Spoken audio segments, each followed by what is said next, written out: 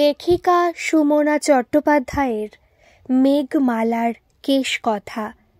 এটি কিন্তু প্রথম পর্ব শুধু নয়, সমস্ত পর্বকে একসাথে করে একটা গল্পে রূপান্তরিত করা হয়েছে। তাহলে শুরু করা যাক আজকের গল্প।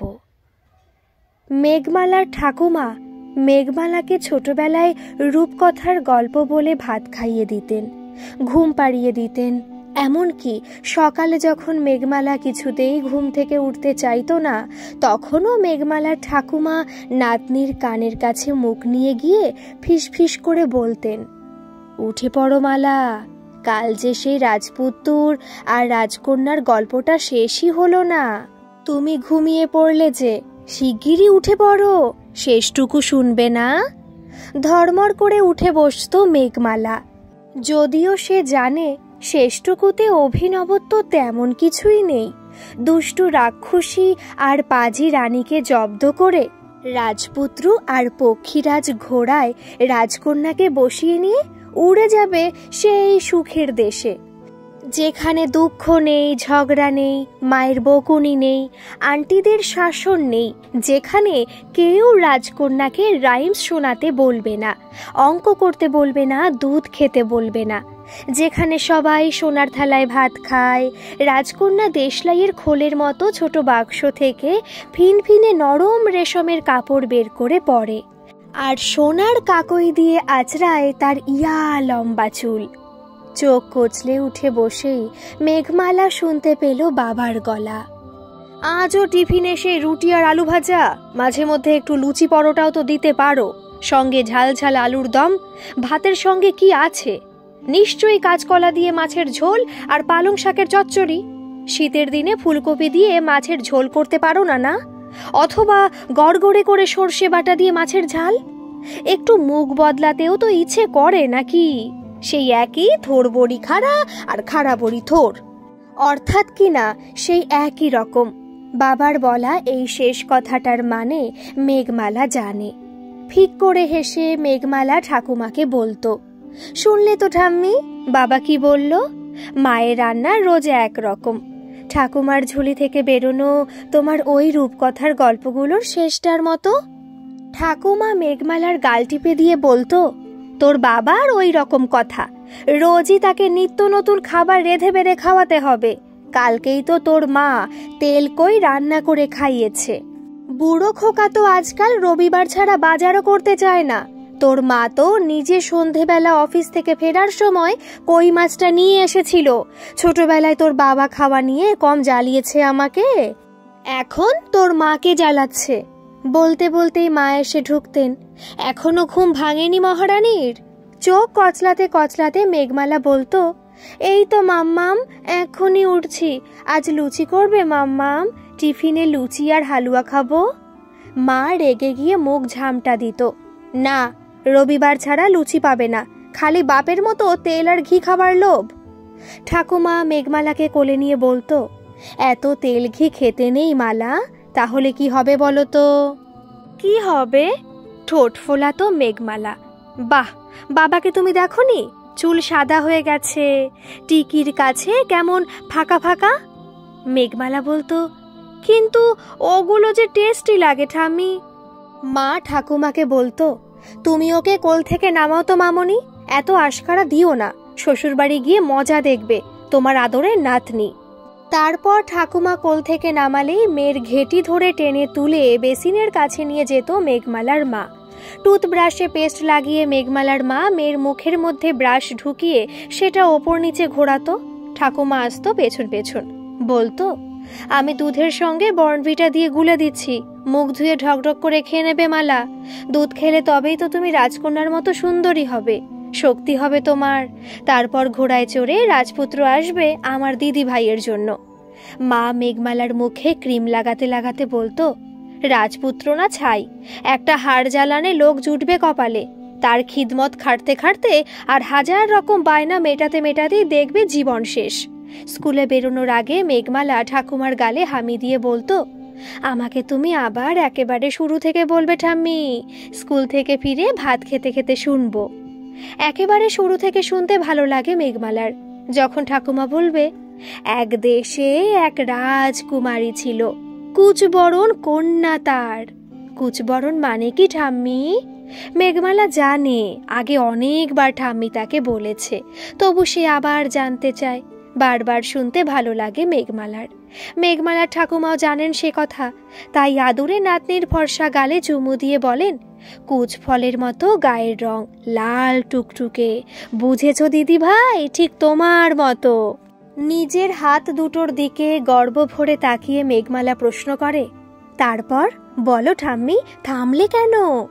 ভাতের দলা নাড়ুর মতো পাকিয়ে মেঘমালার মুখে দিয়ে ঠাকুমা বলতেন, কন্যার মেঘ বরণ চুল, যে চুল কন্যা সোনার কাকই দিয়ে আঁচড়ায়। আরেকটা ভাতের দলা মুখে দেবার আগে মেঘমালা বলে, কাকই কি ঠাম্মি? ওটা সোনার কেন? কাকই মানে হলো লম্বা দাঁড়ার চিরুনি, যেটা দিয়ে মা চুল আঁচড়ায়। ওই যে লাল চিরুনিটা, লম্বা লম্বা ফাঁক ফাঁক দাঁড়া। কিন্তু ওটা তো প্লাস্টিকের ঠাম্মি, সোনার তো নয়। তোমার মায়ের চুল তো কাজ ছাপিয়ে একটুখানি, রাজকন্যার চুল তো অনেক বড়, অনেক লম্বা। কত বড়, কত লম্বা? রমা মাসির মতো, পেট ছাপিয়ে কোমর অবধি।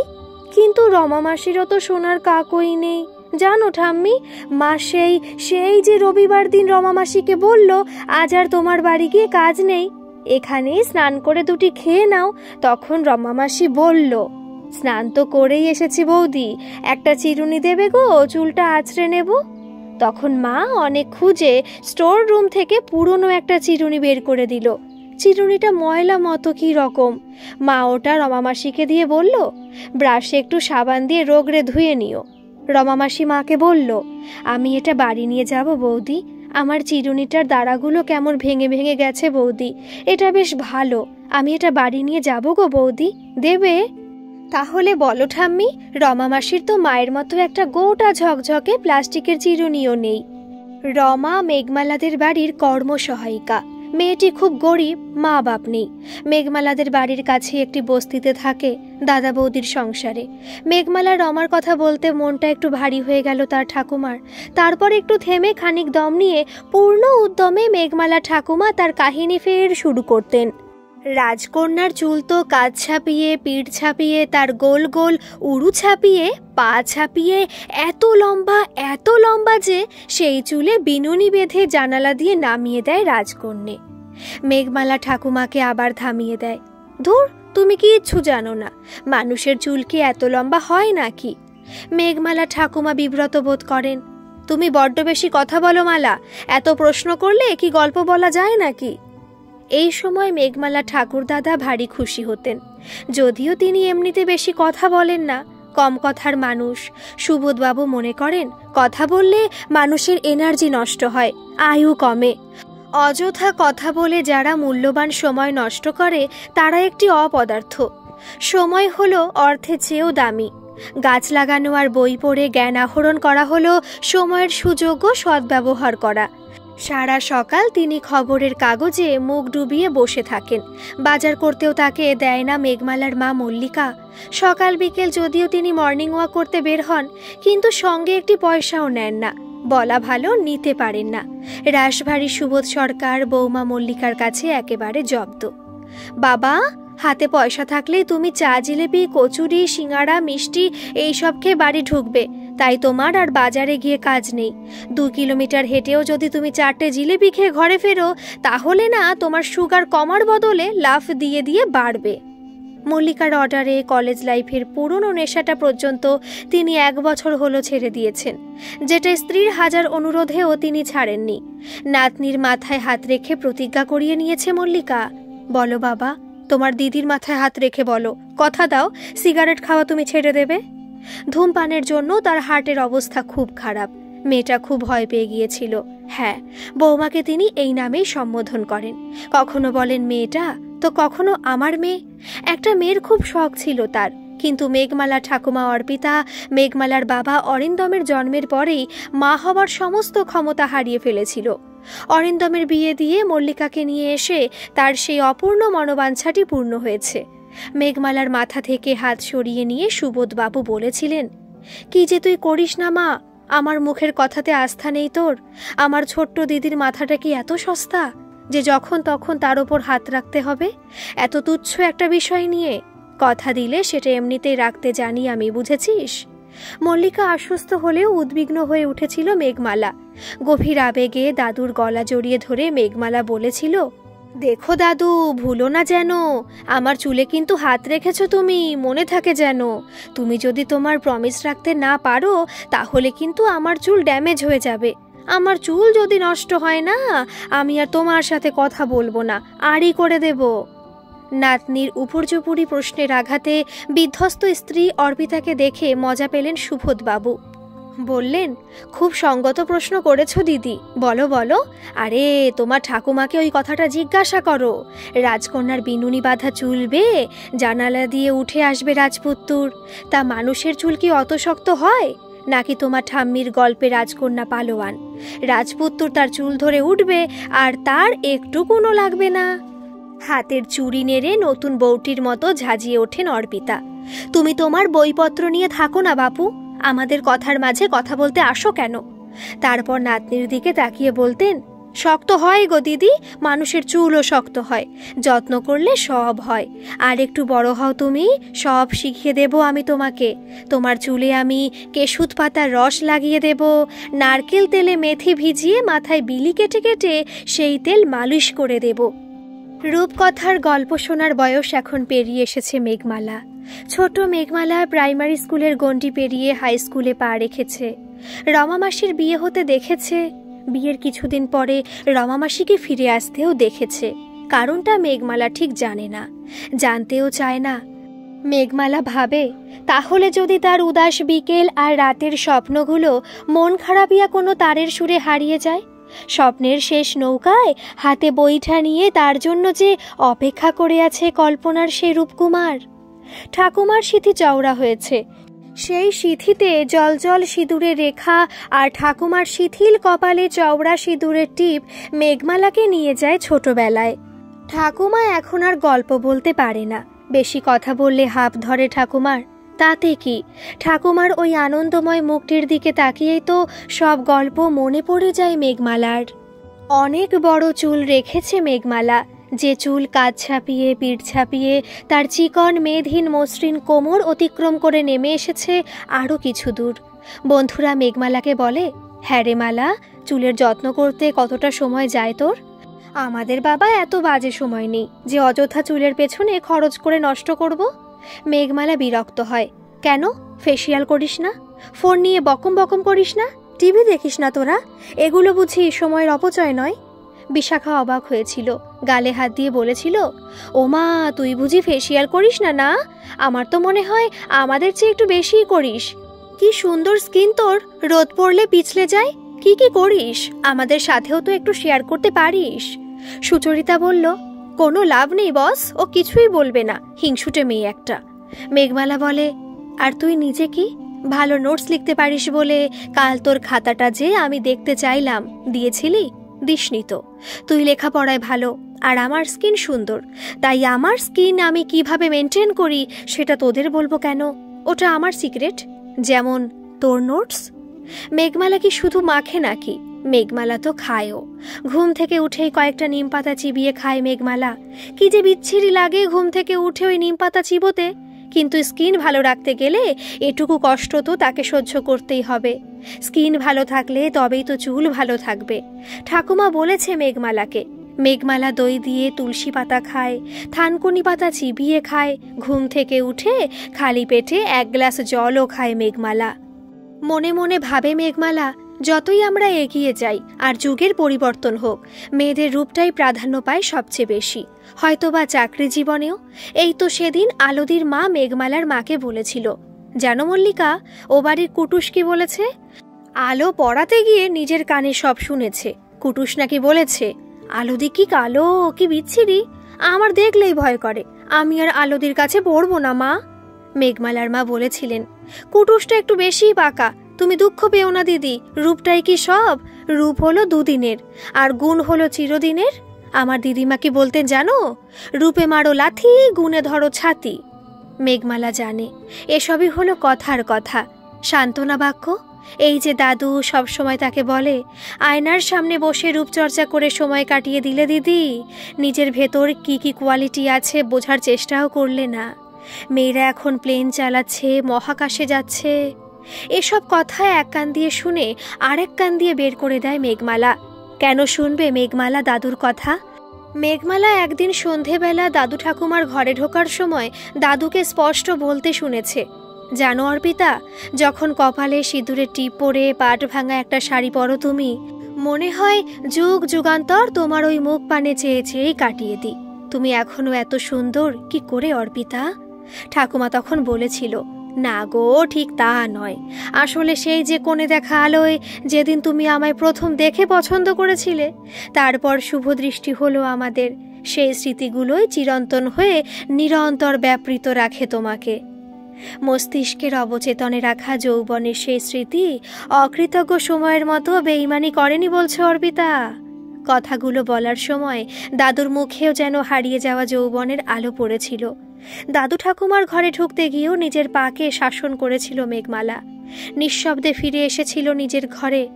আয়নার সামনে দাঁড়িয়ে নিজের মুখটা দেখে নিজেকে ঠাকুমার যোগ্য উত্তরসূরি বলে মনে হয়েছিল।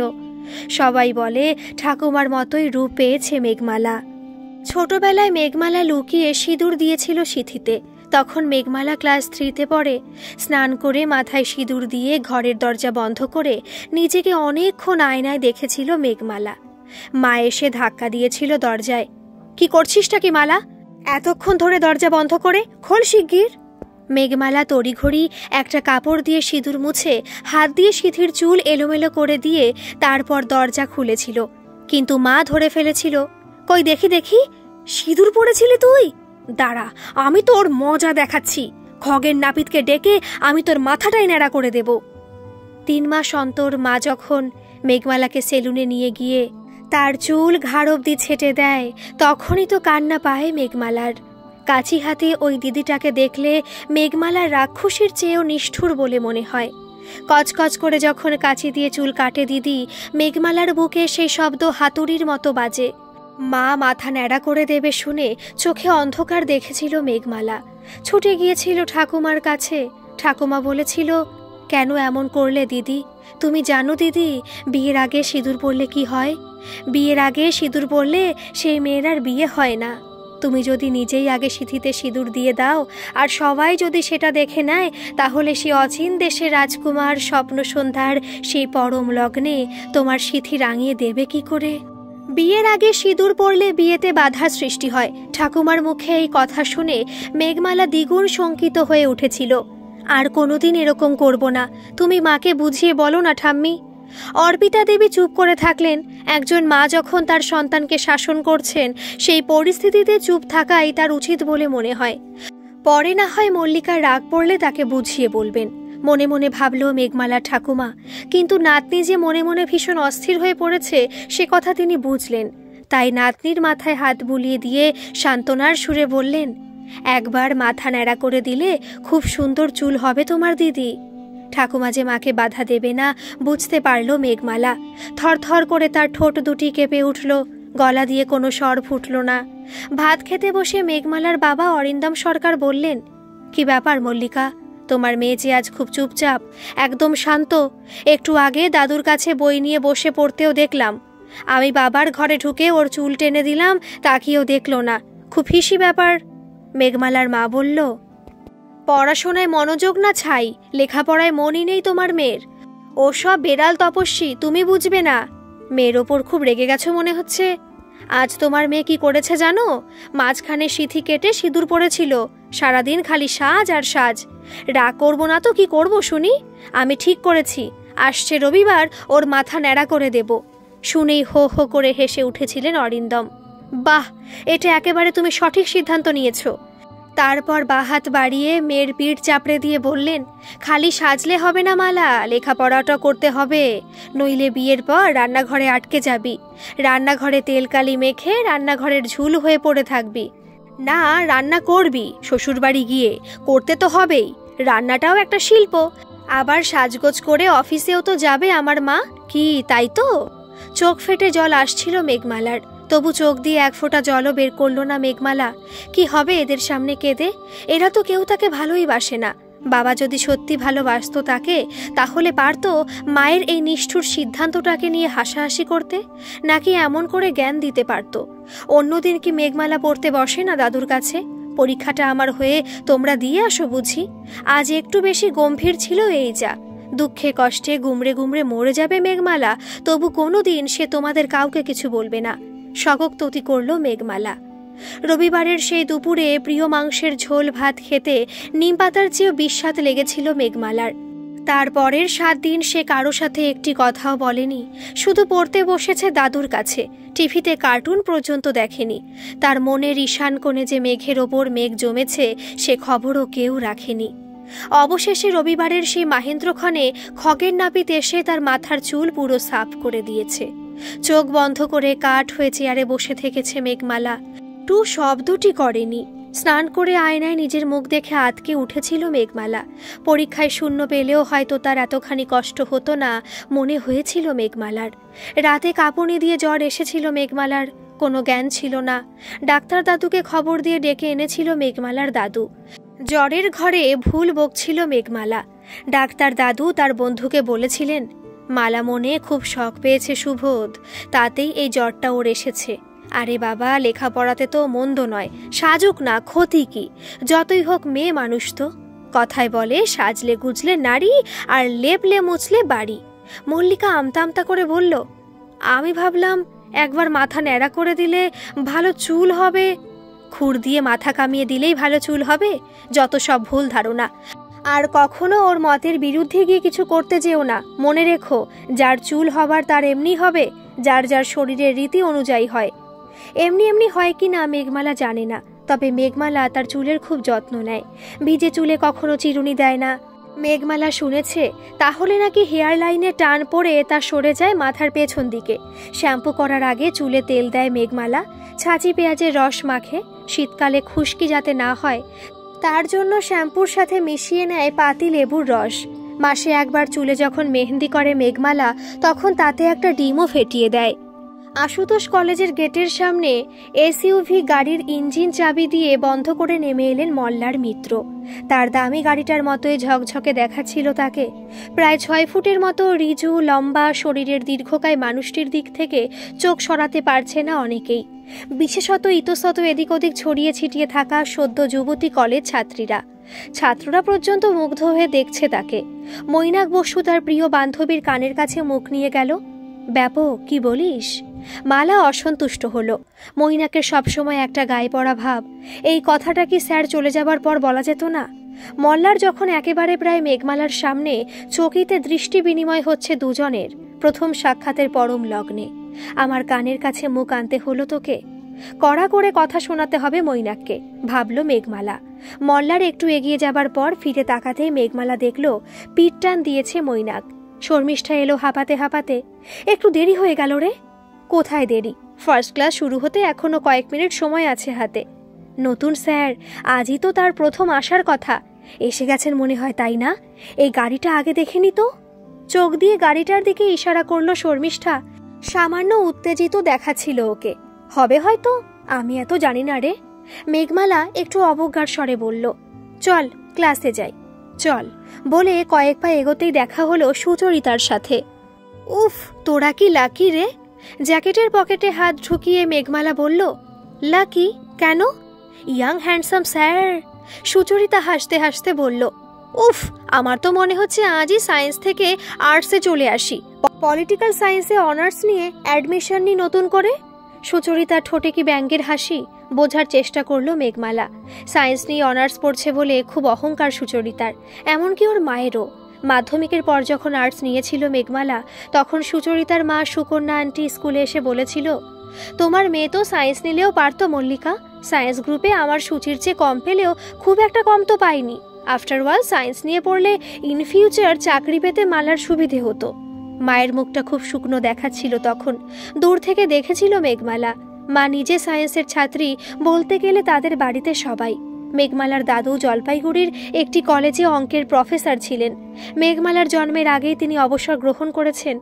সেদিনের মায়ের শুকনো মুখটা আজও ভোলেনি মেঘমালা। রাগ চেপে নির্লিপ্ত ভঙ্গিতে উদাসীন গলায় মেঘমালা বলল, আমাদের দেরি হয়ে যাবে রে, ছুটির পর কথা বলি তোর সাথে। সুচরিতার উত্তরের অপেক্ষা না করে শর্মিষ্ঠার হাত ধরে টান মেরে এগিয়ে গেল মেঘমালা। মুখে কত ক্রিম মেখেছিস শর্মি? কৌটোয় যতটা ছিল পুরোটা মেখে নিয়েছিস নাকি রে? শর্মিষ্ঠা অপ্রস্তুত ভঙ্গিতে হাসল। বেশি হয়ে গেছে, ভীষণ তেলতেলে দেখাচ্ছে। ডিসেম্বর মাস হলেও ঠান্ডা তেমন পড়েনি। ব্যাগ থেকে টিস্যু পেপার বের করলো মেঘমালা। ধর, এইটা দিয়ে হালকা করে মুছে নে। মেঘমালার ব্যাগে অনেক কিছুই থাকে, ছোট আয়না, লিপ বাম, ছোট্ট পুচকি ক্রিমের কৌটো, টিস্যু পেপার, গরমের দিনে ফেস পাউডার, কাঠের চিরুনি ব্যবহার করে মেঘমালা, তাতে নাকি চুল ভালো থাকে। অর্থাৎ মল্লার মিত্র ক্লাস সেকেন্ড পিরিয়ডে। মল্লার মিত্র ক্লাসে ঢোকার আগে ঝটপট ব্যাগ থেকে টিস্যু পেপার বের করে মল্লিকা মুখ মুছে লিপ বাম লাগালো। হাত আয়নায় মুখটা দেখে নিল একবার। চুল একেবারে ঠিকঠাক আছে, তবু ছোট কাঠের চিরুনিটা দিয়ে একবার হালকা করে চালিয়ে নিল। মৈনাক দূর থেকে দেখছে ওকে। এক চোখ বন্ধ করে মৈনাক ওর দিকে ইশারা করতেই গা জ্বলে গেল মেঘমালার। ক্লাসে মল্লার ঢুকতেই পিনপতন নিস্তব্ধতা। মল্লার বললেন, ওয়েল, তোমরা তো সেকেন্ড ইয়ার, তোমাদের সঙ্গে আজই আমার প্রথম ক্লাস। কাল থেকে আমরা পড়া শুরু করব। আজ বরং প্রাথমিক পরিচয়টুকু সেরে ফেলা যাক। ক্লাসে স্টুডেন্ট বেশি নেই, প্রত্যেককে ধরে ধরে নাম জিজ্ঞাসা করলেন মল্লার। এমনকি তারা কে কোন স্কুল থেকে এসেছে তাও জানতে চাইলেন। আজ দুদিকে দুটো বিনুনি বেঁধেছে মেঘমালা। ভীষণ মিষ্টি দেখাচ্ছে ওকে, যেন মনে হচ্ছে মেঘমালার বয়স এখনো 15 পেরোয়নি। চোখে কাজল দিয়েছে মেঘমালা, আইলাইনারও দিয়েছে হালকা করে। ছোট্ট কপাল অবশ্য শূন্য।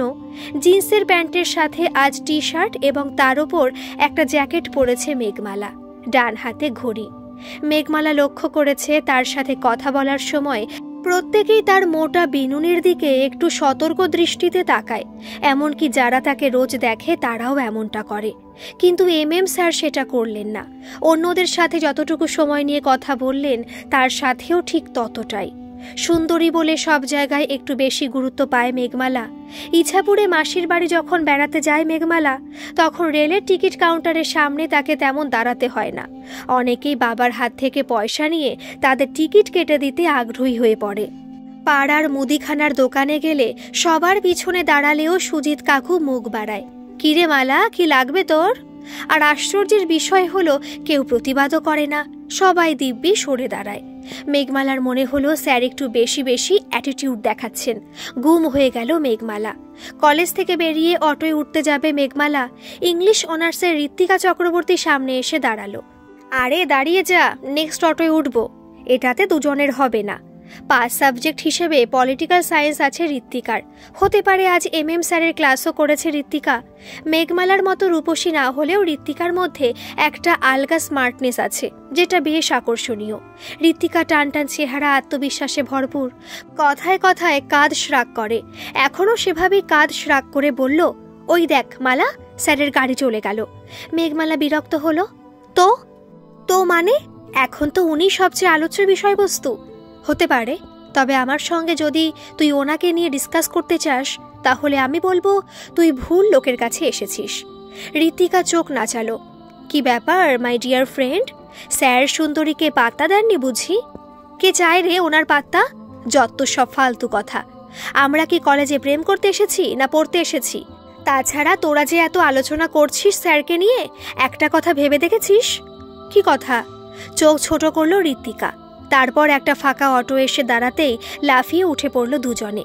পাশে বসা ভদ্রলোকের দিকে আর চোখে তাকিয়ে মেঘমালা গলা নামিয়ে বলল, স্যারের বয়সটা খেয়াল করেছিস? 28-30 হবে? কখনো না, মিড 30 হবে। বুঝতে পারিসনি তুই? আরও অনেক কিছুই থাকতে পারে যেটা বুঝতে পারছিস না, কারণ বোঝা সম্ভব নয় বলে। তারাতলা এসে যাবে এক্ষুনি, ভাড়াটা বের কর। খুচরো আছে তো? ঋত্বিকা আর মেঘমালা দুজনেরই বাড়ি পাঠক পাড়ায়। তারাতলায় অটো থেকে নেমে ঋত্বিকা বলল, চল এটুকু রাস্তা গল্প করতে করতে হেঁটে যাই। মেঘমালা আতকে উঠল। পাগল নাকি? রাজের ধুলো মাথায় নিয়ে আর মুখে মেখে বাড়ি ফিরতে চাস? উফ, তুই না, চল আবার অটোয় ওঠ। কি যে তোর এত স্কিন আর চুল নিয়ে মাথা ব্যথা বুঝতেই পারি না।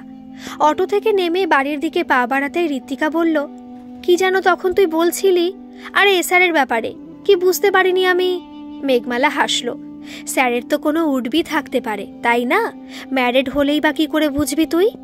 তা ঠিক বলেছিস, ছেলেদের তো আর মেয়েদের মতো মাথায় রেড সিগন্যাল থাকে না। ঋত্বিকার কথা বলার ধরনে হাসি পেল মেঘমালার। এইটা ছেলেদের একটা বাড়তি সুবিধে বল ঋত্বিকা, বিয়ের পরও একটা নিজেকে নিয়ে একটা ধোঁয়াশা সৃষ্টি করতে পারে। উফ, কত ধোঁয়া দিয়েছো ঠাম্মি, ঘরে ঢুকে মেঘমালা বলল। কুণ্ডলি পাকানো ধোঁয়ার দিকে তাকিয়ে মেঘমালার মনে হলো স্যার বিবাহিত কিনা এই ছোট্ট প্রশ্নটা মৈনাককে করলেই 2-4 দিনের মধ্যেই মৈনাক সব ঠিকুজি কুষ্টি বের করে ফেলবে। তাছাড়া ফেসবুকে মৈনাক মিত্র নাম লিখে যদি সার্চ করে মেঘমালা, তাহলে কি রহস্যের সমাধান করা যাবে না? মেঘমালাকে চুপচাপ দাঁড়িয়ে থাকতে দেখে সুবোধবাবু বললেন, যাও দিদি, হাত মুখ ধুয়ে ফ্রেশ হয়ে নাও। তোমার সাথে আজ আমাকেও একটু কফি দিতে বলো, তোমার ঠাম্মিকে, অল্প দুধ আর চিনি দিয়ে। তোমার মা এসে গেলে তো আর পাবো না। মা ফেরার আগে ফেসবুক খুলে স্যারের প্রোফাইল সার্চ করাটাও সেরে নিতে হবে ওকে, কারণ মা অফিস থেকে ফিরে মেঘমালাকে ফোন নিয়ে বসে থাকতে দেখলে কে জানে ফোনটাই হয়তো ছুঁড়ে ভেঙে ফেলবে। মায়ের যা রাগ, কিছুই বিশ্বাস নেই। কফির কাপে চুমুক দেবার ফাঁকে ফেসবুক খুলে সার্চ করছিল মেঘমালা। কফি শেষ হবার আগেই পেয়ে গেল মল্লার মিত্রর প্রোফাইল, যা ধরেছে বয়স হবে প্রায় 33। আরে এই তো আনম্যারিড দেখাচ্ছে, তার মানে গ্রিন সিগন্যাল আছে এখনো। যদিও প্রেমিকা আছে কিনা বোঝা যাচ্ছে না, তবু যেন একটা আশার আলো দেখতে পেল মেঘমালা। আজকাল তুমি মাথায় একেবারে তেল দাও না দিদি, সুবোধবাবু বললেন। জানো তো, জলে চুন তাজা আর তেলে চুল তাজা। উফ দাদু, এখন যা পলিউশন, চুলে রোজ তেল মাখলে চুলের 12টা বেজে যাবে।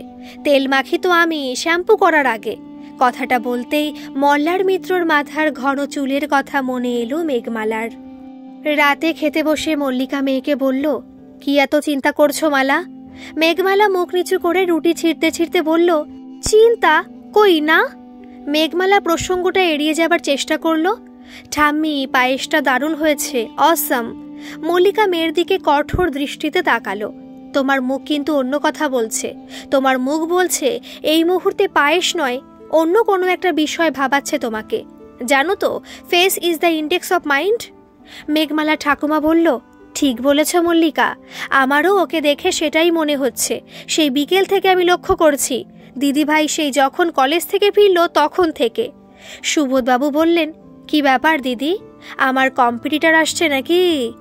মেঘমালার এক এক সময় মনে হয় মা তো নয়, যেন আইপিএস অফিসার, আর মেঘমালা যেন ক্রিমিনাল। সব সময় আদা জল খেয়ে ওর পিছনে পড়ে আছে। মেঘমালা আদুরে গলায় ব্যাপারটা হালকা করার চেষ্টা করলো। দাদু, তুমি হলে আমার এভারগ্রিন হিরো। তোমার সঙ্গে কম্পিট করবে এমন মানুষ বঙ্গদেশে কি গোটা পৃথিবীতে নেই। সুবোধবাবু দীর্ঘ নিঃশ্বাস ছাড়লেন। আর এভারগ্রিন, তোর মা যা কঠিন শাসনে রেখেছে আমায়, প্রতি পলে মনে হচ্ছে আমি বুড়ো হয়ে গেছি। মল্লিকা মেয়ের দিকে যেন সেন দৃষ্টি হেনে বললেন, যা করি সকলের ভালোর জন্যই করি। মনে রাখবে মালা, আমাদের জীবনটা এমন একটা পাতা, যেখানে একবার কিছু লেখা হয়ে গেলে সেটা আর মোছা যায় না। মেঘমালা মাথা নিচু করে রুটি চিবোতে লাগলো। মনে মনে বলল, জ্ঞান দেবার একটা সুযোগ পেলে মা কিছুতেই মিস করবে না। মেঘমালার বাবা অরিন্দম এতক্ষণ চুপচাপ শুনছিলেন। এবার তিনি মুখ খুললেন। আমিও কিন্তু অফিস থেকে ফিরে আজ একটা জিনিস লক্ষ্য করেছি। মালার সামনে বই খোলা ছিল, মালার চোখ কিন্তু বইয়ের পাতায় ছিল না। শূন্য দৃষ্টিতে তাকিয়েছিল মালা। কার কথা ভাবছিলি রে? মেঘমালাকে কোণঠাসা হতে দেখে এগিয়ে এলেন ঠাকুমা। আহা, তোমরা সবাই মিলে এভাবে আমার দিদির পেছনে পড়ে যেও না। কাউকে যদি সত্যি মনে ধরে দিদির, তাহলে সে কথা দিদি তার ঠাম্মিকে বলবে না, তাই কি হয় নাকি? মেঘমালার গালে নিজের গাল ঠেকালেন অর্পিতা দেবী। কি দিদি, আমি ঠিক বলেছি তো? মেঘমালা হাসল। মল্লিকা সন্দিগ্ধ স্বরে বললেন, হ্যাঁ, তাই যেন হয় মামনি। আশা করি এমন কোনো ভুল সিদ্ধান্ত মালা নেবে না যাতে আমাদের মুখ পড়ে তোমার নাতনির নিজের ভবিষ্যৎ নষ্ট হয়। অরিন্দম হা হা করে উঠলেন। আহা, প্রথমেই এত নেগেটিভ ভাবছো কেন মালা? মল্লিকা শ্বাস ছাড়লেন। ভাবছি কি আর সাধে? এই বয়সে অনেক মেয়ের কলেজের বয়স্ক প্রফেসরদের প্রতি একটা ভালো লাগা তৈরি হয়, বিশেষত মালার মতো কল্পনা বিলাসী মেয়েদের। ছোট থেকেই রূপকথার গল্প শুনিয়ে শুনিয়ে মামনি তো ওর মাথাটা খেয়েছে। জীবনটা যে রূপকথা নয়, একটা নিষ্ঠুর সত্য, এটা যখন তোমার মেয়ে বুঝবে, তখন সেটা মেনে নিতে ও নিজেই সবচেয়ে বেশি কষ্ট পাবে। মেঘমালাকে মায়ের রূপকথার গল্প শোনানো নিয়ে প্রথম থেকে আপত্তি ছিল মল্লিকার। তবে এই কথাটা তাদের বেডরুমের বাইরে মল্লিকা কখনো বলেনি। অরিন্দমই বারণ করেছিলেন, প্লিজ তুমি এই নিয়ে মাকে কিছু বলো না মলি, মা কষ্ট পাবেন। চকিতে মায়ের দিকে তাকালো অরিন্দম। মায়ের মুখটা শুকনো দেখাচ্ছে। কি যে করে না মল্লিকা। সম্পর্কগুলো সুন্দর রাখতে গেলে কথাগুলো একটু বুঝে শুনে বলতে হয়। কতবার তিনি একথা বলেছেন তার স্ত্রীকে। মনে রেখো, মানুষের সবচেয়ে বেশি বিষ তার জিভে থাকে।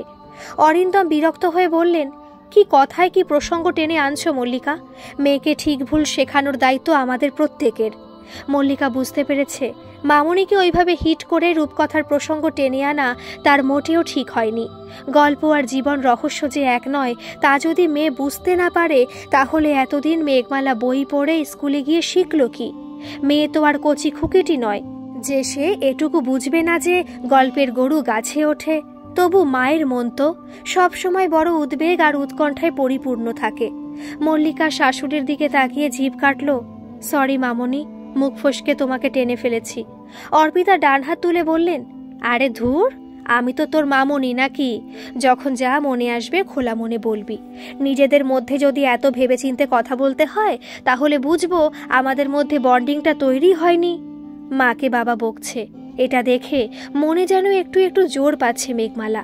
চেয়ার থেকে উঠে দাঁড়িয়ে হাত চেটে বলল, মাম্মাম, সব বিষয়ে অতিরিক্ত টেনশন করাটা তোমার ন্যাচার হয়ে যাচ্ছে। ভালো লাগা আর ভালোবাসার সূক্ষ্ম তফাৎটা বুঝি আমি। কোনটা ইনফ্যাচুয়েশন আর কোনটা রিয়েল লাভ সেটাও আমার নলেজে আছে। আর তাছাড়া আমি কি গল্প উপন্যাসের নায়িকা নাকি যে এই একজন হ্যান্ডসাম প্রফেসরকে দেখলাম আর অমনি হুট করে তার প্রেমে পড়ে গেলাম? বলেই তাড়াতাড়ি বেসিনে হাত মুখ ধুতে চলে গেল মেঘমালা। বেশি কথা বলা হয়ে যাচ্ছে, আবার কি একটা কথার ফাঁদে তাকে ফেলে দেয় মা কে জানে। মা তো নয়, যেন একজন দুধে criminal lawyer. Mallar Mitra class থেকে বেরোতেই পরিমরি করে ছুটে বেরিয়ে এলো Meghmala. Excuse me sir. Mallar Mitra মেঘমালার দিকে স্থির দৃষ্টিতে তাকালেন। Anything wrong Meghmala? ভুল থুরি এলোমেলো তো সবকিছু হয়ে যাচ্ছে মেঘমালার। শুধু একটা ঠিক জিনিসই চোখে পড়ছে আপাতত, আর সেটা হলো নতুন কলেজে অসংখ্য ছাত্রছাত্রী, সহকর্মী, এত ডামাডোলের মধ্যেও যে স্যার তার এত বড় নামটা মনে রেখেছেন, এজন্য মনে মনে ভগবানের উদ্দেশ্যে প্রণাম জানালো মেঘমালা। মেঘমালা ঠাকুমার মুখে শুনেছে কার কার সাথে জুটি বাঁধা আছে তার নাকি জন্মের সময় বিধাতা পুরুষ কপালে লিখে দিয়ে যান। ঠাকুমা বলেন, জন্ম মৃত্যু বিয়ে 3 বিধাতা নিয়ে। এই তো সবে দেখা হলো, এর মধ্যে বিয়ের কথা কেন ভাবছে মেঘমালা? ঠাকুমা তো একথাও বলে যে লাখ কথা না হলে নাকি বিয়ে হয় না। কণ্ঠস্বর যথাসম্ভব সংযত রেখে মেঘমালা বলল, স্যার, কয়েকটা চ্যাপ্টার আমার বুঝতে ভীষণ অসুবিধে হচ্ছে, এই যেমন কনস্টিটিউশন, রুল অফ ল। যদি পার্সোনালি একটু বুঝিয়ে দিতেন স্যার। আপনি পারমিশন দিলে স্যার আমি আপনার বাড়িতেও যেতে পারি। মল্লার একটু চিন্তিত স্বরে বললেন, you mean private tuition? Meghmala এত সহজে থতমতো খাবার মেয়ে নয়। Yes sir, that's a good idea. Mallar হাসলেন না, গম্ভীর মুখে বললেন, অ্যাবসলিউটলি নট। মল্লার পা বাড়ালেন। মেঘমালার মনে হলো বেশ কঠিন ঠাই তো, তা ভালো। যারা সহজে গলে যায় তাদের 2 চোখের বিষ লাগে মেঘমালার। এই যেমন মৈনাকের মাসতুতো দাদা শুভব্রত, SBI এর NS রোডের ব্রাঞ্চে ক্যাশ কাউন্টারে বসেন শুভব্রত। বাবার সাথে সেখানে জয়েন্ট অ্যাকাউন্ট আছে মেঘমালার। মা বলেছিলেন, অত দূরে কেন, বেহালায় কি SBI এর কোনো ব্রাঞ্চ নেই? বাবা বলেছিলেন, মলি সবসময় এত উল্টো বলো না তো, আমার অফিস থেকে তো 2 পা গেলেই ওই ব্রাঞ্চ ম্যানেজারের সাথে আমার একটু খাতিরও আছে। ওর বন্ধুর কাজিন ওখানে আছে, সেই সূত্রে মালা হয়তো ওখানে অ্যাকাউন্ট খুলতে চাইছে। আর এখন তো ইন্টারনেট ব্যাংকিংয়ের যুগ, সব বিষয়ে এত আপত্তি করো না, মেয়ে বড় হচ্ছে। তুমি যদি ওর বিপক্ষে সবসময় এত কথা বলো, তাহলে কিন্তু মেন্টালি তোমাদের মধ্যে একটা গ্যাপ তৈরি হবে। বেগতিক দেখে মা তখন চুপ করে গিয়েছিল। অ্যাকাউন্ট খুলতে গিয়ে মেঘমালা দেখেছিল শুভব্রত দাস হাঁ করে তাকিয়ে আছে তার দিকে, তার শ্যাম্পু করা খোলা চুলের দিকে। মাথার পেছনে একটা ক্লিপ লাগিয়ে চুলটা ছেড়ে রেখেছিল মেঘমালা। উত্তরের অপেক্ষা না করে করিডোর ধরে অনেকটা এগিয়ে গেছেন মল্লার মিত্র। সেদিকে তাকিয়ে মেঘমালার ঠোঁটের কোণে একটা বিচিত্র হাসি ফুটে উঠল। প্রতিপক্ষ যত দুরন্ত হবে তাকে বশ করার মধ্যে একটা আলাদা আনন্দ আছে, ভাবল মেঘমালা। হঠাৎ কোথা থেকে একগাছি উড়ো চুল উড়ে এসে পড়ল মেঘমালার হরিণের মতো চঞ্চল চোখটিতে। মেয়েটার স্পর্ধা দেখে আশ্চর্য হয়ে গেছে মল্লার মিত্র। ওইটুকু পুচকে একটা মেয়ে, হার্ডলি 20 বছর বয়স হবে মেয়েটার, কিরকম ভাবে কথা বলছে তার সামনে দাঁড়িয়ে। কি যে মনে করে নিজেকে। ওর দোষ নেই, সব সুন্দরী মেয়েরাই ঠিক এরকমটাই ভাবে যে কোনো পুরুষ মানুষই পাগল হয়ে যাবে ওদের দেখে। রূপসাও তো ভাবতো কলেজের প্রত্যেক সহপাঠী পাগল হয়ে যাবে ওকে দেখে। দুদিন ঘুরে ফিরে ভেলপুরি আর ফুচকা খেয়ে টাইম পাস করার পর যেই কেউ স্টেডি রিলেশনশিপ করার প্রস্তাব দিত, অমনি রূপসা বলতো, আমি তোকে ফ্রেন্ডের চেয়ে বেশি কিছু ভাবিনি রে। না, এসব ছুটকো ফাঁদে মল্লার কোনো দিন পা দেয়নি। মল্লার জানে মেয়েদের পেছনে টাইম ওয়েস্ট করে কোনো লাভ নেই, আগে নিজের পায়ে দাঁড়াতে হবে। নিজেকে স্টাবলিশ করতে না পারলে কলেজ লাইফের প্রেম, চা খাবার এটো খুঁড়িটার মতো রাস্তায় গড়াগড়ি খায়। প্রতিদিন কলেজ ক্যাম্পাসে পাশাপাশি হাত ধরে বসে সংসার করার স্বপ্ন দেখত যারা, তাদের অনেকেরই সমস্ত পরিকল্পনা বাস্তবায়িত হবার বদলে মর্গে স্থান পায়। তিক্ততার কটু গন্ধ একদিন দুজনের মনকে ধীরে ধীরে গ্রাস করে। রৌনক আর মৌমিতার সম্পর্কের মাখো শুরু আর ভাঙনটা খুব কাছ থেকে দেখেছে মল্লার। তুই কবে দাঁড়াবি তার কি ঠিক আছে বল? আমি কতদিন অপেক্ষা করব? কি বলে ঠেকিয়ে রাখবো বাড়ির লোককে, আত্মীয়দের? রাশি রাশি সম্বন্ধ আসছে জানিস। বাবার এক বন্ধুর ছেলে লন্ডনে থাকে, ডক্টর। এরকম একটা সম্বন্ধ কোন গ্রাউন্ডে রিজেক্ট করি বল দেখি? এমএ কমপ্লিট হবার আগে এই কথাগুলো মমিতা রৌনককে বলেছিল। প্রেম নয়, তখন এক টুকরো আগুন জ্বলে উঠেছিল রৌনকের চোখে। প্রতিষ্ঠিত হলে মেয়েরা নয়, মেয়েদের বাবারা পেছন পেছন ঘোরে। মল্লার এখন প্রতিষ্ঠিত, বেশ নামকরা একটা কলেজের প্রফেসর। এর আগে একটা স্কুলের টিচারের চাকরি পেয়েছিল। তখন এদিক ওদিক থেকে 2-4টে সম্বন্ধ এসেছে মল্লারের। একটি মেয়েকে বেশ পছন্দ হয়েছিল।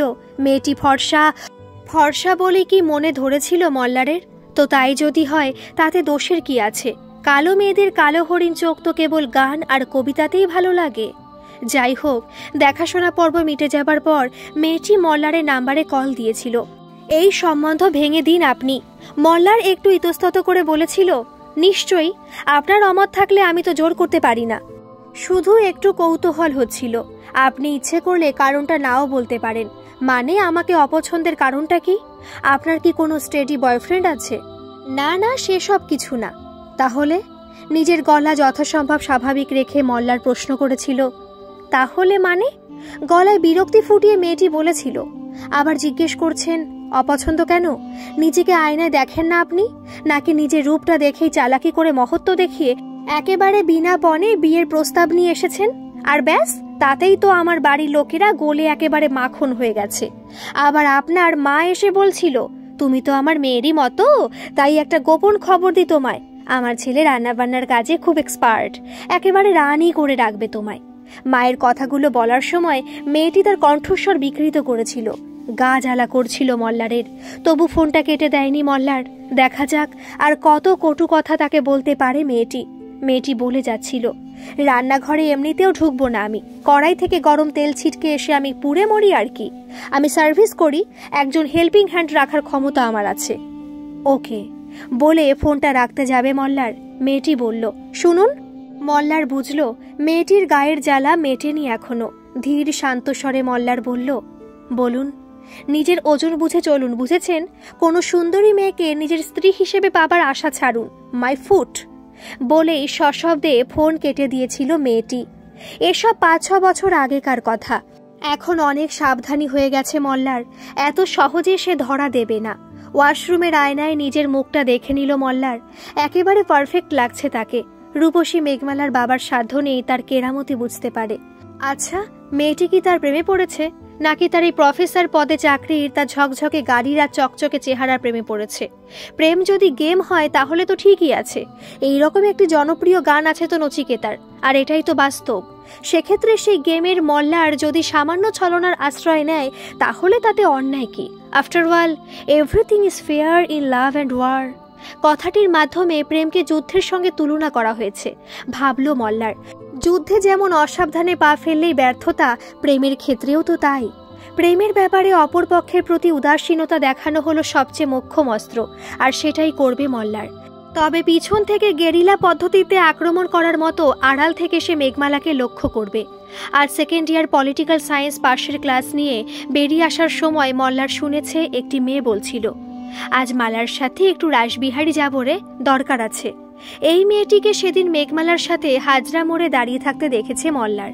মল্লার ভাবল, রাসবিহারী গিয়ে মেঘমালা আর তার বন্ধু নিশ্চয়ই দরকারি কাজ মেটানোর আগে ওখানে দাঁড়িয়ে ফুচকা বা চুরমুর খাবেই। মেয়েদের যে কি অমোঘ আকর্ষণ এই সব জিনিসের প্রতি মল্লার ভাবল। সেও যাবে আজ রাসবিহারী এভিনিউ, তবে ফুচকা খাবে না, ওখানে দাঁড়িয়ে চা খাবে মল্লার। আর মল্লারের হিসেবে যদি খুব ভুল না হয়, মেঘমালার বন্ধু এসে কথা বলতে চাইবে তার সাথে। পিছন পিছন মেঘমালাও আসবে। আরে বাবা, মল্লার হলো একজন এলিজিবল ব্যাচেলার, লাখ টাকার বাজি ধরতে পারে মল্লার। তার যে এখনো বিয়ে হয়নি এই কথাটাও এতক্ষণে তার ফেসবুক খুলে বের করে ফেলেছে মেঘমালা সহ আরও অনেকে। কুটিল এক চিলতে হাসি ফুটে উঠল মল্লারের ঠোঁটে। চা খাচ্ছেন স্যার? ঋতিকা এসে দাঁড়িয়েছে মল্লারের সামনে। তোমাকে কলেজে দেখেছি না, কোন ইয়ার? আমার ইংলিশ অনার্স স্যার। ঋতিকা কাজ শ্রাক করল। পলিটিক্যাল সায়েন্স আমার পাস সাবজেক্ট। মল্লার বলল, ইটস ওকে, কোনো প্রবলেম হলে বলো, তবে কলেজের বাইরে আমাকে স্যার বললে আমি কোনো হেল্প করতে পারবো না। ঋতিকা অবাক হয়ে বলল, তাহলে কি বলবো স্যার? ভেরি সিম্পল, মল্লারদা বলবে। মেঘমালা এগিয়ে এলো। তাহলে হেল্প করবেন তো মল্লারদা? আমার ভীষণ প্রবলেম হচ্ছে, কিন্তু কিভাবে যোগাযোগ করব আপনার সাথে? মল্লার মনে মনে বলল, এই তো পাখি নিজেই ধরা দিচ্ছে। চায়ের খুঁড়িটা মাটিতে ছুঁড়ে ফেলে মল্লার বলল, আমার ফেসবুক প্রোফাইলে যে নাম্বারটা আছে ওটাই আমার হোয়াটসঅ্যাপ নাম্বার। কি প্রবলেম হচ্ছে আমাকে টেক্সট করে বলো, আমি এক্সপ্লেন করে দেব। মেঘমালা যে তার প্রোফাইল খুলে দেখেছে সেটা কি মল্লার মিত্র ধরতে পেরে গেছেন? মেঘমালা ব্লাশ করল, চোখ এড়ালো না মল্লার মিত্রের। তবু না দেখার ভান করে পার্ক করে রাখা গাড়ির দিকে দীর্ঘ পদক্ষেপে এগিয়ে গেলেন মল্লার মিত্র। ঝুড়ো চুলের গাছিটা আবার উড়ে এসে পড়ল মেঘমালার কপালে। তারপর কপাল থেকে নেমে এসে ঝাপটা মারল মেঘমালার দীর্ঘ আর ঘন আখি পল্লবে। ঠোঁট থেকে উপর দিকে ফু দিয়ে এক ফুয়ে চুলটাকে উড়িয়ে দিল মেঘমালা। এই জন্যই বলে মানুষের সম্পর্কে চটজলদি কোনো সিদ্ধান্তে আসা উচিত নয়।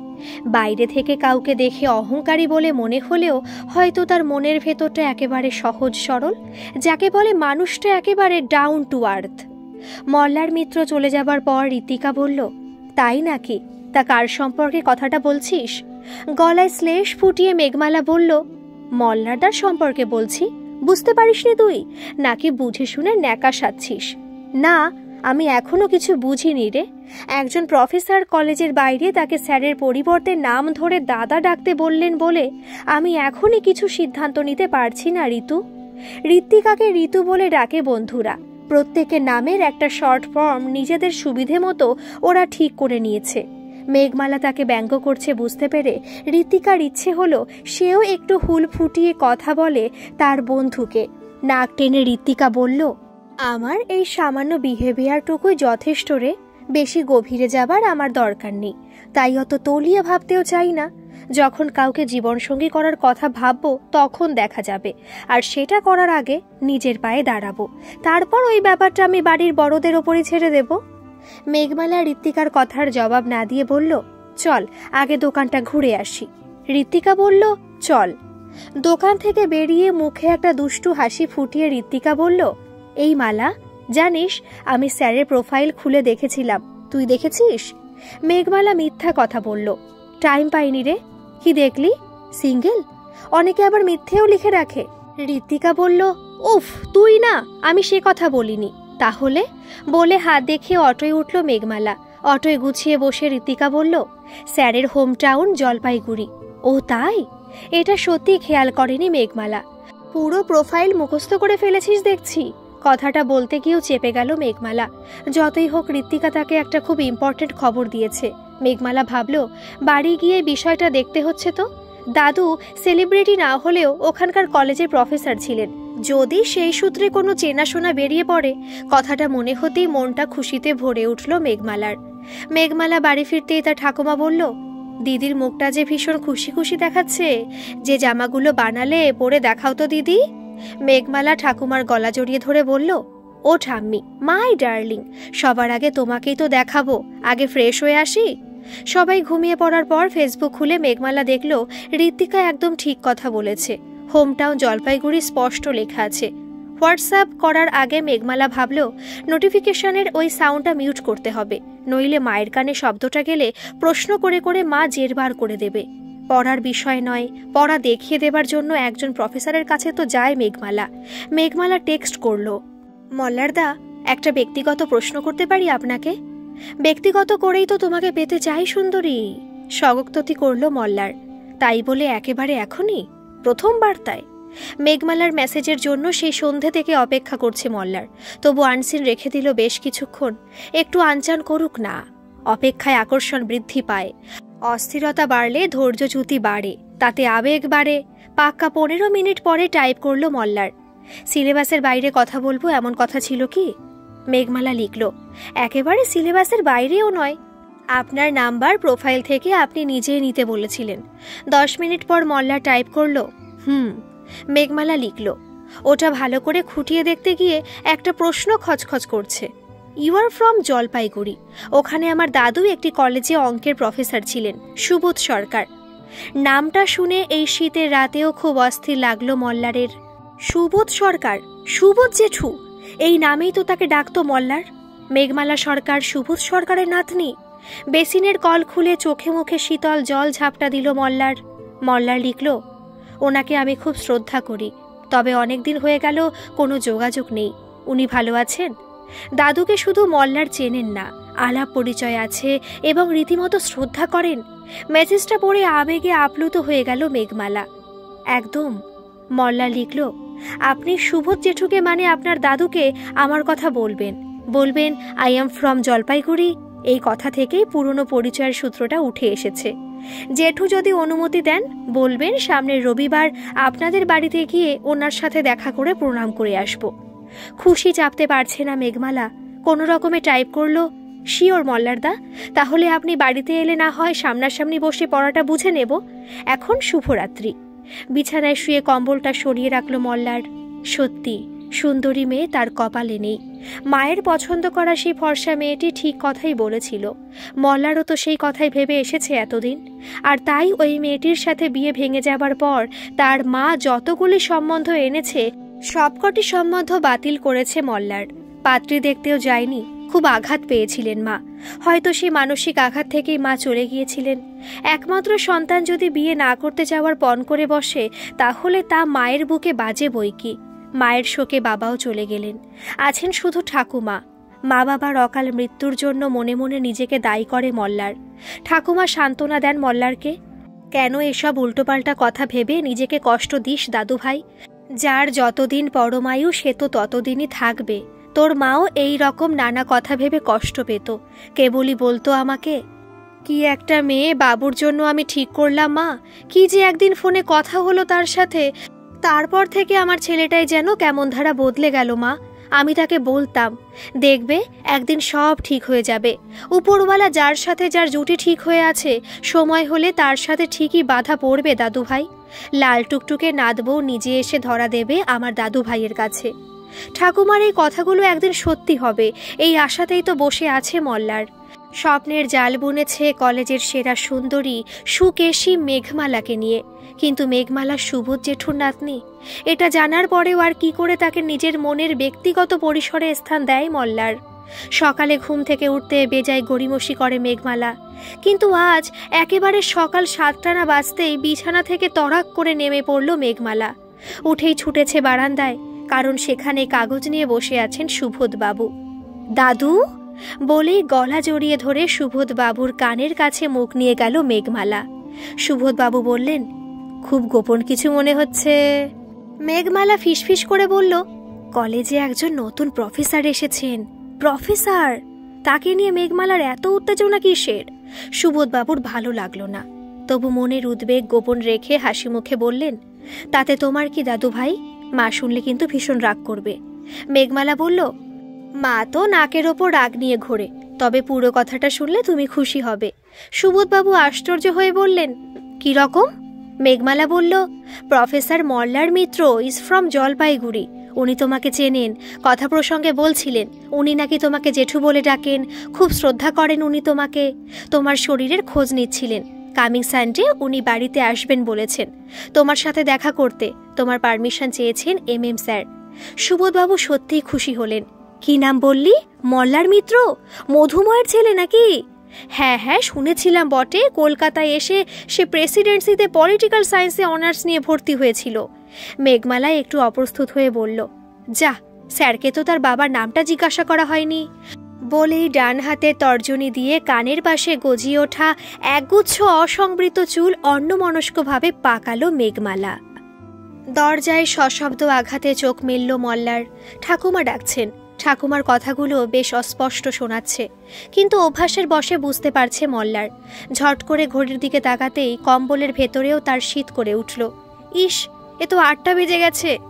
রোজ ভোরে উঠে সামনের পার্কে গিয়ে একটু ছোটাছুটি করা তার চিরকালের নিয়ম।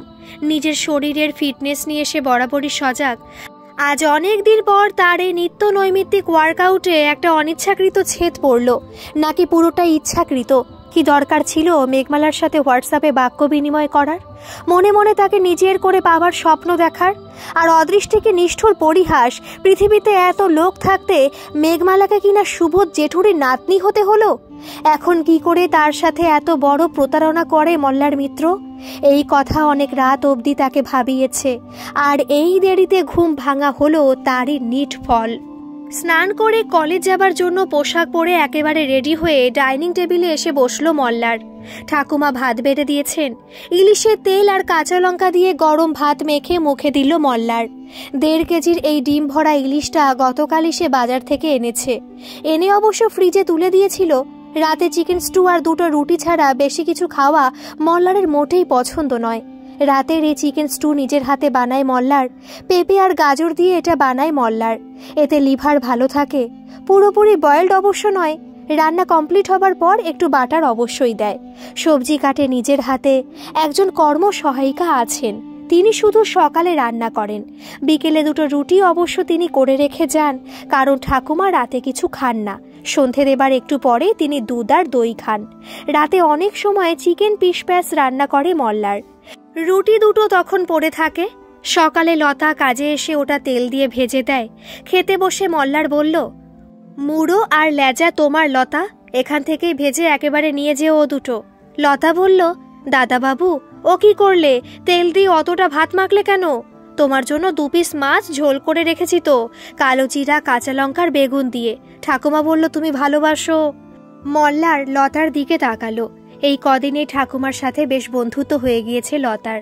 তার পছন্দ অপছন্দ সবকিছুই তার জানা হয়ে গেছে। বিল্ডিংয়ের কেয়ারটেকার রঞ্জন দাস এই মেয়েটাকে ঠিক করে দিয়েছে। দিন মজুরের কাজ করে ওর স্বামী যা উপার্জন করে তাতে ওদের সংসার চলে না। লতা মহেশতলায় থাকে। সকাল 6টায় কাজে আসে লতা, বিকেলে চলে যায়। মল্লার ফেরার একটু আগেই মল্লার তার বাঁ হাত ঈষৎ উঁচু করল। আমি আর কিছু খাবো না লতা। তাছাড়া তোমার 5 বছরের মেয়ে কি খাবে? মুড়ো আর লেজা তো তোমরা 2জন খাবে, ওটা তুমি নিয়ে যেও। মেয়েকে লেজার থেকে বেছে বুঝে মল্লারের ঠাকুমা বলল, এই মেয়ে, তর্ক করিস না তো। দাদাবাবু যা বলছে শোন, ওটা তুই নিয়ে যা। দুপুরে ভাত খাবি আমার সাথে বসে, তখন তো নিরামিষ খাবি। 1000 বার বললেও তো কিছুতেই মাছ মুখে তুলবি না তুই। তারপর নাতির দিকে তাকিয়ে বললেন, খুব ভালো বলেছিস রে, ও মেয়েকে আমি বিলক্ষণ চিনি। মুড়ো খাবে ওর বর আর শ্বশুর, লেজাটা শাশুড়ি আর মেয়েকে ভাগ করে দিয়ে দেবে। আর তুই কি বানের জলে ভেসে এসেছিস পোড়ার মুখী? লতার লজ্জা লাগছিল, কিরকম নিজেকে খুব লোভী বলে মনে হচ্ছিল। শনিবার রাতে নীলা আর নিশা এখানে ডিনার করবে বলেছে। নীলা আর নিশা মল্লারের মাসতুতো বোন। মল্লারের মাসির বাড়ি টালিগঞ্জে, চারু মার্কেটের কাছে। প্রফেসরের চাকরি পাবার জন্য মল্লারের কাছে ট্রিট চেয়েছে ওরা, তবে হোটেলে নয়, বাড়িতেই খাবে ওরা। মাসিমেশো আসবেন না। নীলা আর নিশার হাত দিয়েই মাসিমেশোর জন্য ইলিশের ভাপা পাঠিয়ে দেবে মল্লার। মেয়ে 2টো রাম বিচ্ছু হলেও রান্নার হাতে বেশ খোলতাই। ওরা নিজেরা এসে রান্না করবে, সেটাও মল্লারকে বলে রেখেছে। ওদের দাবি হলো দাদাভাই বিয়ের পিড়িতে না বসা পর্যন্ত ওরা বিয়ে করবে না। মল্লার বলে, সেক্ষেত্রে আমার মনে হয় এ জন্মে আর তোদের আইবুড়ো নাম ঘুচল না। যদিও ওদের বয়স বেশি নয়, দুজনেরই 25, যমজ বোন ওরা। তবে নীলার জন্ম 7 মিনিট আগে, তাই নিশা নীলাকে দিদি বলেই ডাকে। মল্লারের মাসি তার মেয়ের চেয়ে 9 বছরের ছোট। এই মাসি ছাড়া আত্মীয় পরিজন জ্ঞাতিগোষ্ঠী বলতে তেমন কেউ নেই মল্লারের।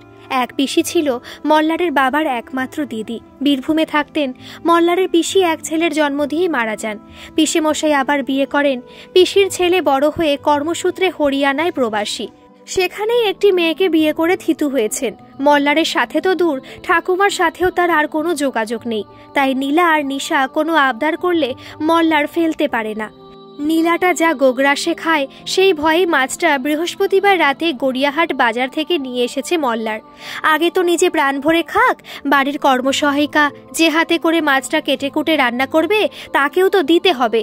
ঠাকুমা অবশ্য দাদু চলে যাবার পর সেই যে মাছ খাওয়া ছেড়েছেন, অনেক বুঝিয়েও তাকে রাজি করাতে পারেনি মল্লার। ঠাকুমার জেদের কাছে হার মেনে একসময় হাল ছেড়ে দিয়েছে সে। ভাত খেতে খেতে জল খাওয়া মল্লারের রুচি বিরুদ্ধ, কিন্তু আজ অর্ধেক ভাত খেয়েই ঢকঢক করে জল খেলো মল্লার। ঠাকুমা বলল, এই বাবু, এত জল খেলে আর ভাত খেতে পারবি? বড্ড দেরি হয়ে গেছে গো, আজ আর কিছু খাবো না। মল্লারে ঠাকুমা বললেন, আরে 2 পিস মাছের ঝোল আছে তো, ওকে 1 পিস দেবো বলেই তো 2 পিস মাছের ঝোল বানাতে বললাম। তেল দিয়ে মাখানো ভাতটা শেষ করেই উঠে পড়ল মল্লার। আমি তো 1 পিস ভাজা খেলাম ঠাকুমা, আর পারবো না। এমনিতেই আজ দেরি হয়ে গেছে, 2 পিস মাছই লতা নিয়ে যাক। গাড়িতে স্টার্ট দিয়ে মল্লার দেখলো একটা হোয়াটসঅ্যাপ ঢুকেছে প্রায় আধ ঘন্টা আগে। মেঘমালা করেছে, ওয়েলকাম মল্লারদা, দাদুর সাথে কথা হয়ে গেছে, সানডে মর্নিংয়ে চলে আসুন। বাই দ্য ভাই, আপনার বাবার নাম কি মধুময় মিত্র? তার বাবার নামটা এখনও মনে আছে সুবোধ জেঠুর। মল্লারের বাবা কলেজে নন টিচিং স্টাফ ছিলেন, কিন্তু প্রফেসর হলেও কোনোদিন কোনোভাবেই অহংকার প্রকাশ করেননি সুবোধ সরকার। যে কোনো দরকারে সাহায্যের হাত বাড়িয়ে দিতেন। তার ব্যবহারে আন্তরিকতার কোনো অভাব ছিল না। মল্লার টাইপ করলো, আর আমি আশা করব তুমি আর আমাকে মেসেজ করবে না, করলেও রিপ্লাই পাবে না। আমি রবিবার যাচ্ছি, কোনো প্রবলেম থাকলে ওই দিনই সব প্রাঞ্জল করে বুঝিয়ে দেব। মেঘমালা অটোয় বসে বারবার ফোন বের করে দেখছিল তার মেসেজে রিপ্লাই এসেছে কিনা। ঋত্বিকা বলল, এত বারবার ফোন নিয়ে দেখছিস কি? মেঘমালা আজ একটাই বিনুনি বেঁধে এসেছে। বিনুনিটা সামনে আনলো। অটোর গতিময়তা আর তার বুকের ধুকভুকানির সাথে তাল মিলিয়ে বিনুনিটা তার বুক আর পেটের ওপর অবাধ্য যৌবনের মতো দুলছিল। সেদিকে তাকিয়ে মেঘমালা নিষ্পৃহ ভঙ্গিতে বলল, দেখছি মাম্মা বা বাড়ি থেকে কেউ কল করেছে কিনা, ফোনটাকে সাইলেন্ট করে রেখেছি তো। আমি সত্যি খুব দুঃখিত, আই এম সো সরি।